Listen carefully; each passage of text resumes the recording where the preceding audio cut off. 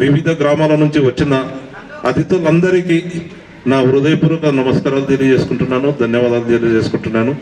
Vivekananda sports తోటి దీన్ని sports volleyball ఆడుతున్నారు. గెలుపోవటంలో సహజంగా ఉంటాయి. మన ఊరికి వచ్చిన వాళ్ళు ఎవరైనా శత్రువు వచ్చినా కూడా అతిథి దేవునితో సమానము.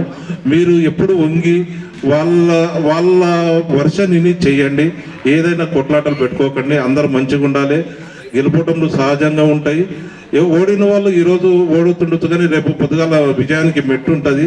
అందరూ మనస్ఫూర్తిగా నేను చెప్తున్నాను, మీరు ఊరోళ్ళు ఎప్పుడైనా కూడా వాలీబాల్ అంటానంటే ఎలా ఉండాలంటానంటే, మా విలేజ్లో ఒకటి ఉంది తిరుమలాపురం అని మా గ్రామం పక్కన ఇప్పపల్లి రాంపురం అంటారు.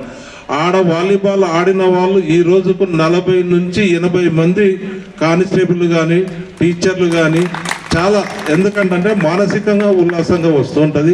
చదువు ఒకటే ముఖ్యం కాదు, క్రీడలు ఉండాలి. గెలుపోవటంలో సహజంగా ఉంటాయి.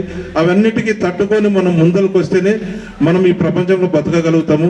లేకపోతే చిన్న చిన్న వీటికి కృంగిపోయి విలేజ్లలో ఏం జరుగుతుందంటే లవ్ ఫెయిల్ అయ్యి దాన్ని సూసైడ్ చేసుకోవడము అలాంటివి జరుగుతున్నాయి.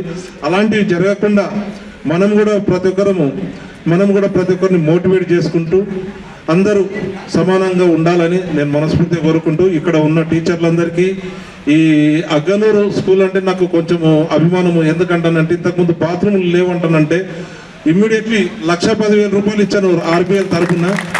దానికోసం అప్పుడు చాలామంది మన టీచర్లు వచ్చారు, విజయ టీచర్ వీళ్ళు చాలామంది ఉండ్రి.